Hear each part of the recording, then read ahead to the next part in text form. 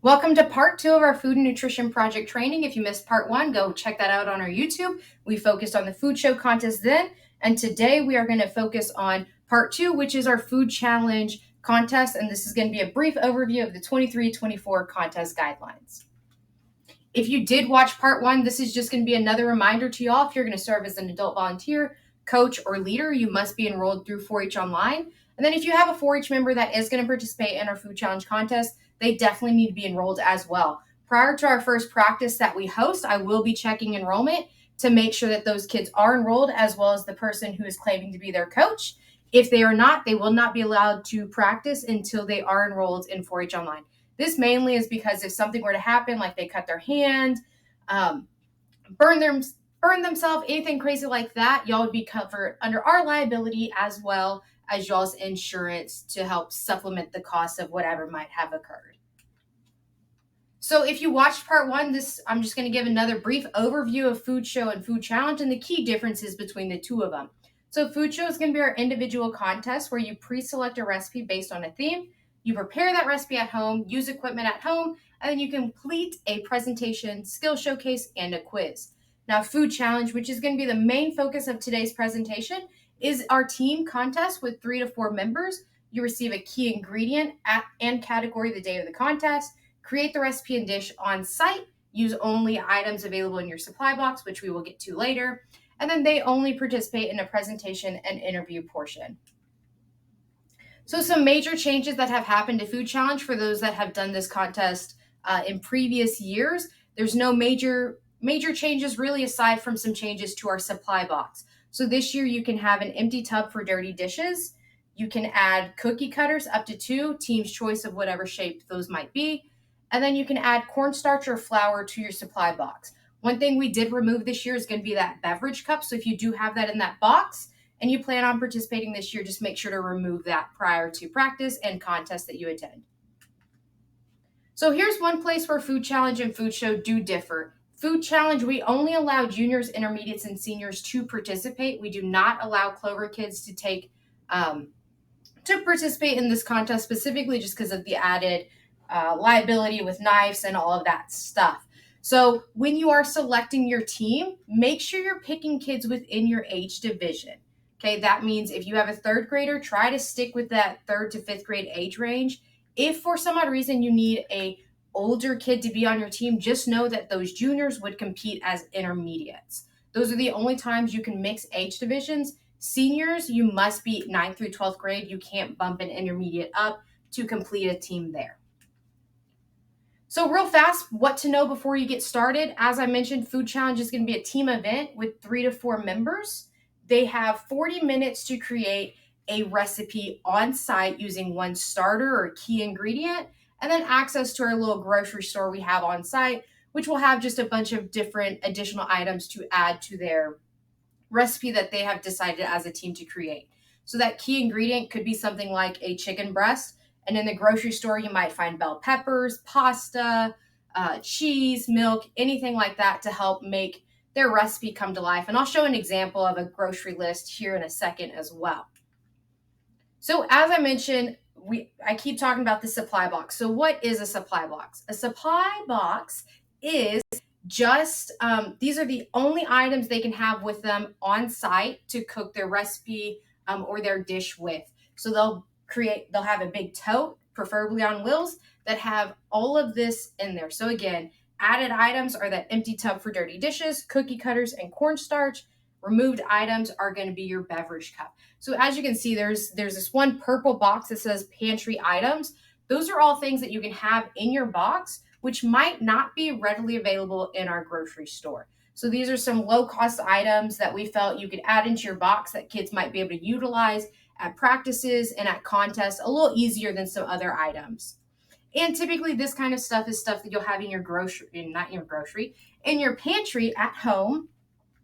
So we just kind of wanted to get them starting to think through some of the stuff they have at home and how they can use that in or with whatever key ingredient they receive the day of the contest. So again, these items here are the only items listed or that you can have day of the contest. We do have a few county boxes because I do know that getting the supply boxes together can get a little costly. So if you want or would like to borrow one of our county boxes, definitely reach out to me. I'll have to double check and make sure how many of them are complete boxes before we check any of those out. So much like Food Show, once they receive this key ingredient, they're also going to receive a category. So these categories match directly with our Food Show contest. So it'll be appetizer, which is going to be a small dish or finger food type thing served before a main dish. Then you have your main dish, which is going to be your heaviest and heartiest and most substantial dish in a meal. Your side dish, which is food served alongside your main dish. And then finally, healthy dessert, which of course is served at the end of a meal or for special occasions. So again, I'm going to show y'all an example here on the next slide about kind of how they'll know what category they're in, their key ingredient, and stuff like that.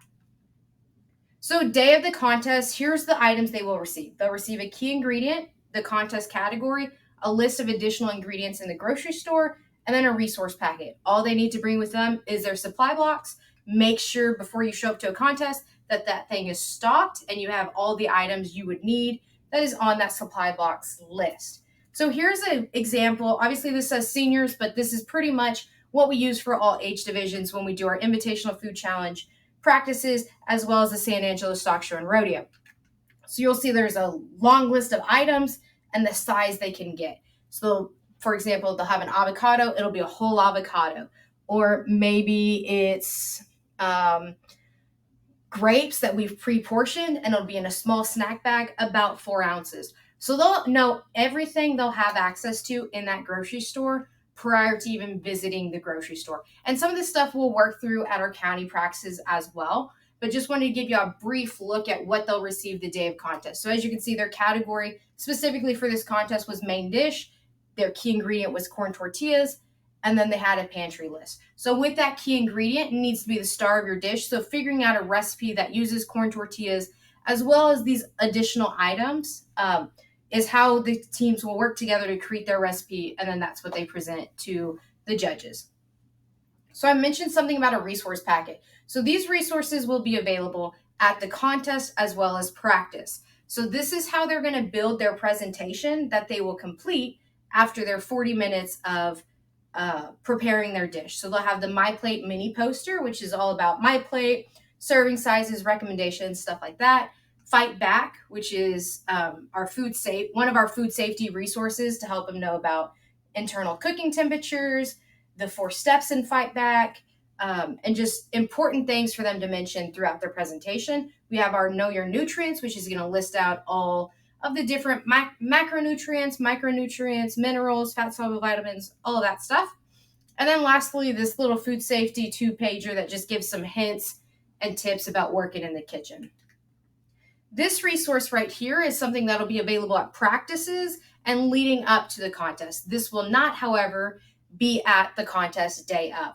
So this is a great tool for some new and old teams. It's going to help you make sure you're covering all the information needed in the presentation. So you can see we got the knowledge of My Plate, dietary guidelines, nutrition knowledge, food prep, food safety, serving size, and then any additional information that they think is important.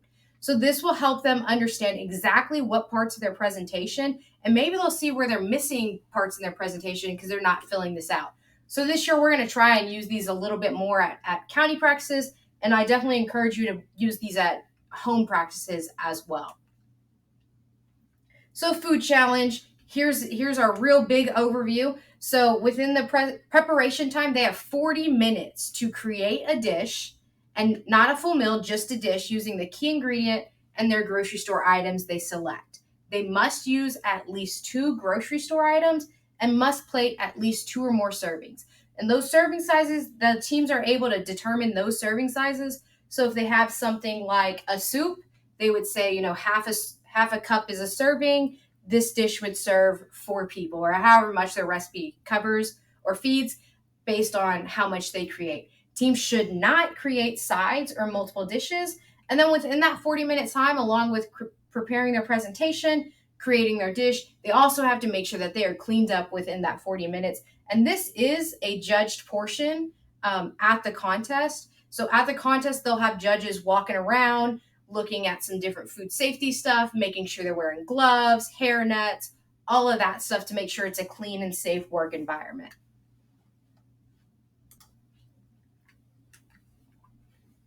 So when in that preparation time, some of the stuff, as I mentioned, that the judges are looking for are going to be gloves and hair restraints.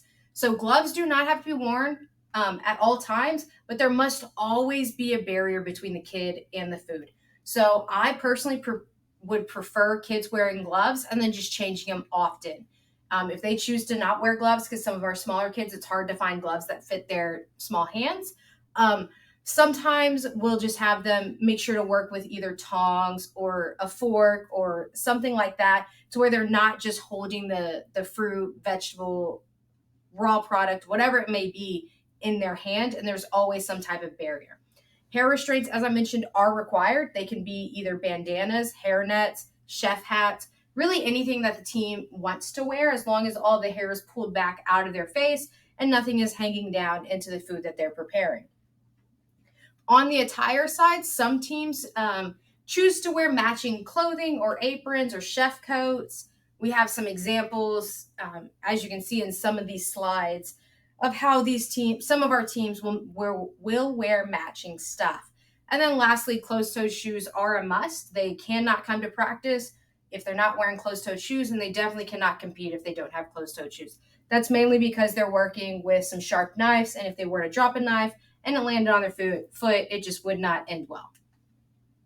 So as I said, within that preparation time, they have to get ready for their presentation as well. So their presentation is a max of 5 minutes, and for our older teams, we like them to be closer to the 5 minutes. For our younger teams, we shoot for maybe 3.5 to 4 minute range. Within that presentation, they are going over my plate and dietary guidelines, food prep steps and food safety, nutrition of the dish, and then the serving size. So as I mentioned, those resources that I shared a couple slides ago, that is how these kids are going to build their presentation. And we have a little outline for a presentation that we typically share with our teams, so they can get a quick look at what should go into a presentation, and it kind of builds a framework for them so they don't have to create something completely brand new. Following that 5 minute presentation, they have 3 minutes for judges to ask them questions. Questions will not pertain to what they should have covered in their presentation. So if the kids miss something major on that scorecard, they're just losing those points altogether. There's no way to get those points, especially not through the questions.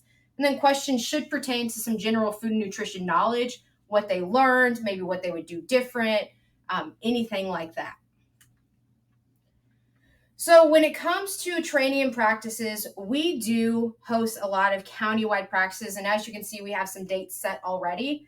Obviously, these are not required, and some of these are extremely tentative just based on as we get closer if stuff has come up on top of those dates. But I just want to get some dates out there for y'all so y'all can start looking at those and preparing for those. So if you're coming to these county practices, what you should bring with you are ingredients. I will send out a recipe or a list of ingredients that I ask y'all to bring to practice with you.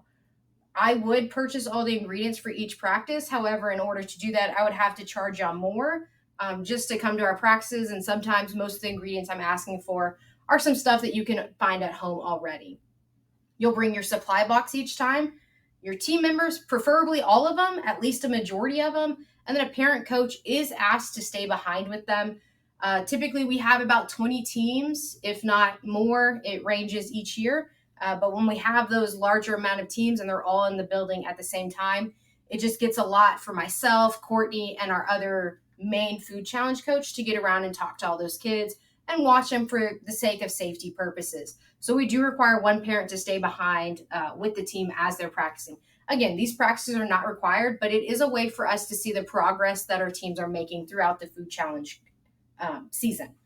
So if you practice outside of these times and you would like me there, or you want me to be able to critique the teams, let me know what those times are. I'll try to make them work. I can't promise that I'll make all of them work just because of my schedule.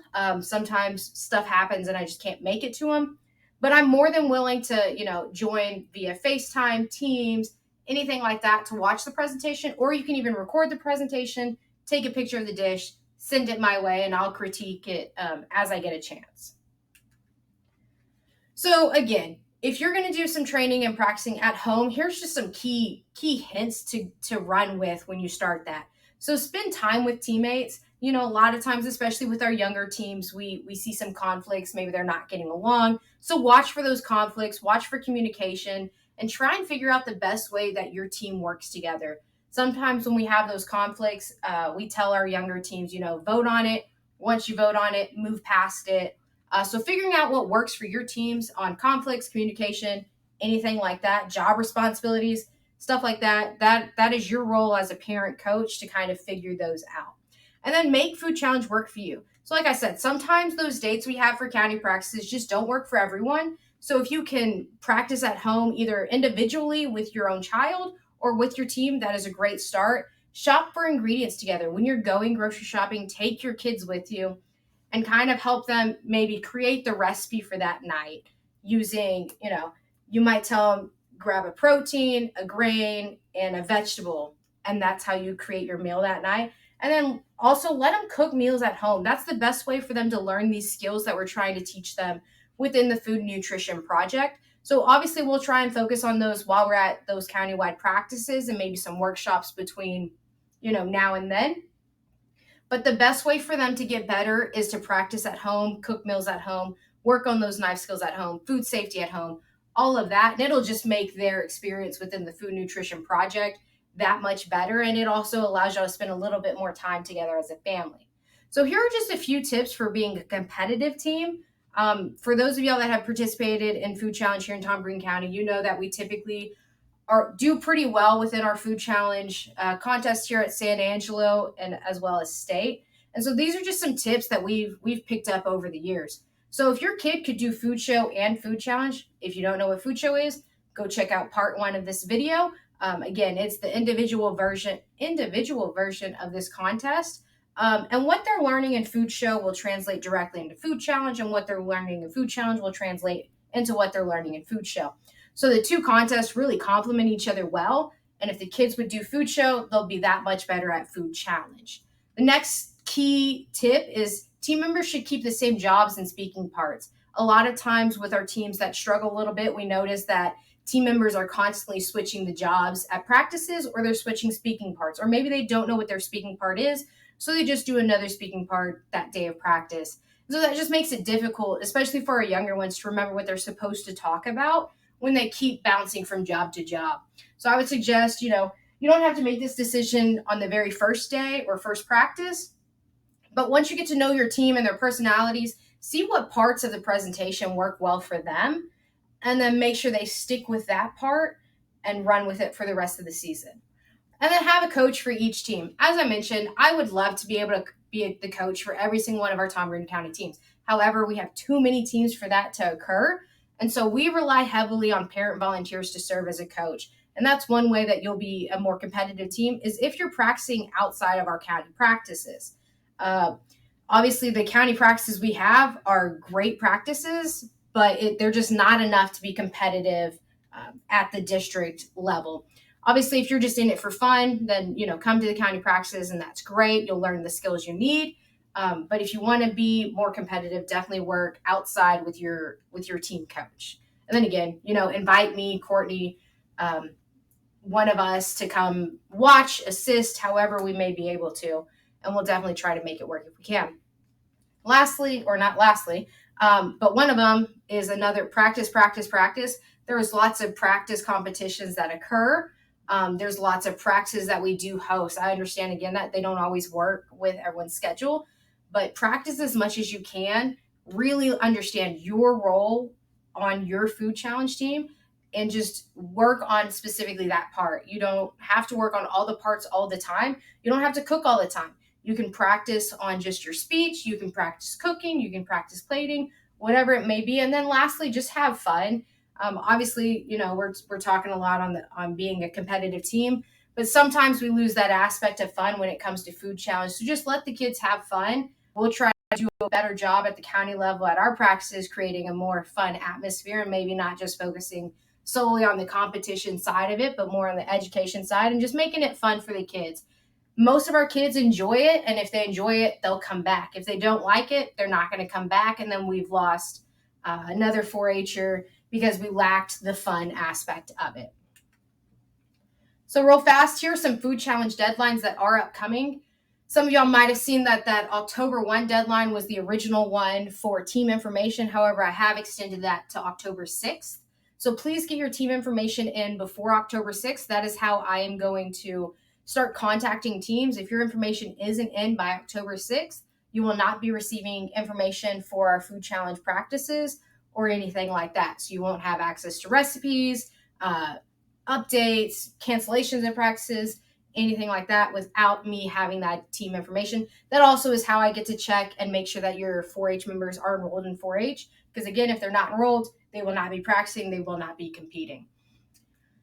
We do host an invitational contest here in San Angelo. That is a great practice contest for the San Angelo Stock Show and Rodeo and our district contest that happens in January. That contest is going to take place on December 2nd at the San Angelo Fairgrounds. You can register via our county webpage. Deadline is November 10th. The cost is $60 per team. Then if you register after November 10th, it'll go up to $75 per team. Lastly is our San Angelo Stock Show and Rodeo and District 7 contest. So this one gets confusing for some people. The San Angelo contest and the D7 contest are run in conjunction with each other. We host one contest, and we'll just pull the D7 results from the San Angelo Stock Show results. So that contest date is going to be January 24th, obviously at the San Angelo Stock Show and Rodeo Fairgrounds. You'll submit that information via the county webpage. That deadline is November 30th. And the cost for that is also going to be $60 per team. On all of these, especially our Invitational Food Challenge, if we do not receive payment, your entry will not be confirmed. And then for the San Angelo Stock Show one, if we do not receive payment by November 30th, we will not be registering your team. After December 1, if you choose to pay us at that point, you will have to pay the, I believe, $100 late fee for that contest. So please, please, please pay very close attention to these deadlines. If deadlines are missed, just know that there is a late fee attached to both of those. So obviously our food challenge contest has a lot to it. So I know I probably didn't cover everything, or there's probably some other questions out there that you might have that I might not even think about, because I have been doing this for 5 years and then I did it within my 4-H career as well. So please feel free to give me an email, give me a call here at the office. If you are needing to still find an extra team member, fill out the team information form. That way I can keep a running list of kids that are still in need of teams. So that way if kids start coming up, we can maybe piecemeal some teams together. So for sure, reach out to me if you have any questions, and I look forward to hearing from y'all and then seeing you at our first food challenge practice.